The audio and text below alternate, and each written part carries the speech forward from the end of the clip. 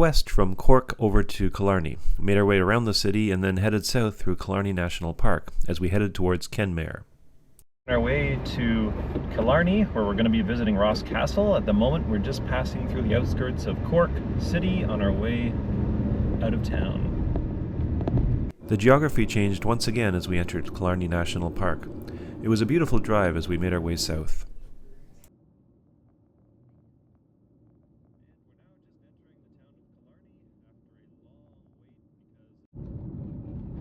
The presence of all the horse-drawn carriages was an indication that we were approaching Ross Castle.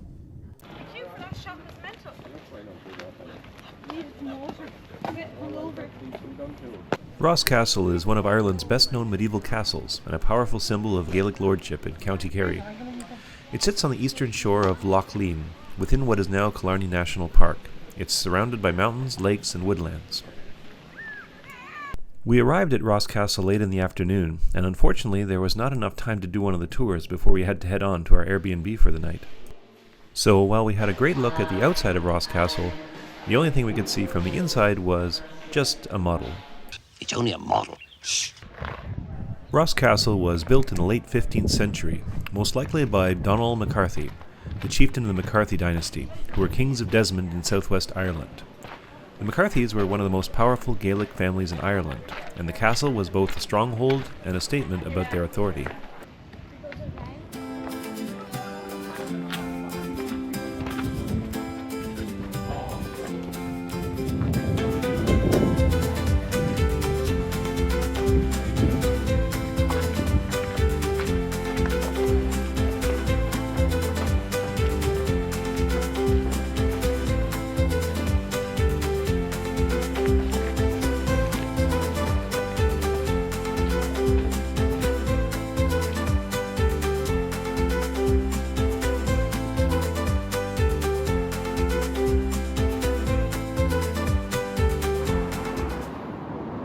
Our other stop on the day was Muckross House and Abbey, located a short distance away from Ross Castle.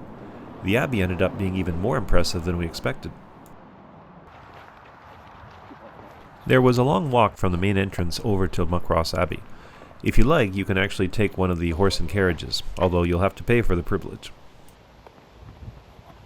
Muckross Abbey was founded in 1448 as a Franciscan friary by Donald McCarthy More, King of Desmond. The Franciscans chose this remote and peaceful location deliberately, as it supported prayer, study, and reflection. Today, Muckross Abbey is maintained by the Office of Public Works, or OPW.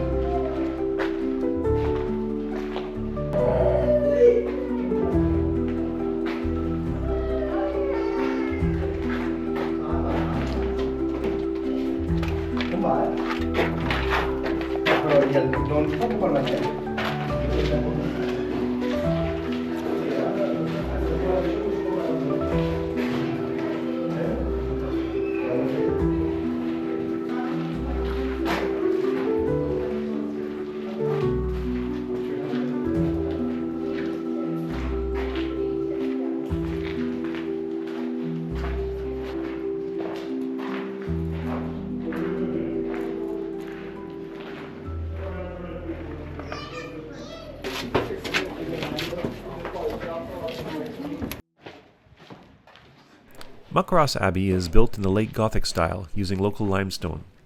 It has a number of key features. They include a central cloister or open courtyard with a large yew tree in the middle, a long nave and choir in the church, and a tower rising above the crossing of the church, along with living quarters, a dining hall, and study areas for the monks. Although Muckross Abbey has been abandoned for a very long time, the place looks very sturdy. We spent about an hour wandering around, and found it to be a very fascinating place. Muckross Abbey suffered during the dissolution of the monasteries under King Henry VIII in the 16th century. Although it was officially closed, the Franciscans would often return secretly and continued to worship there.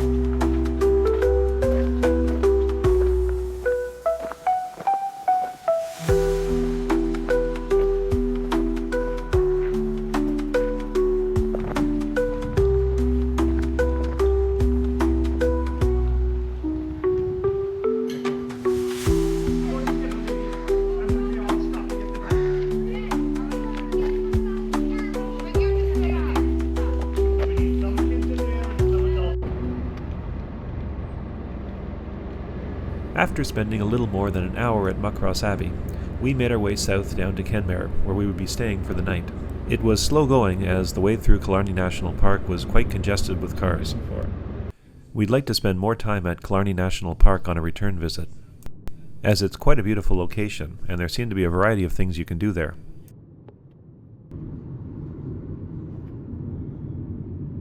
We had one more obstacle to navigate on this day, as the way to our place was blocked by a festival going right through the main road in Kenmare.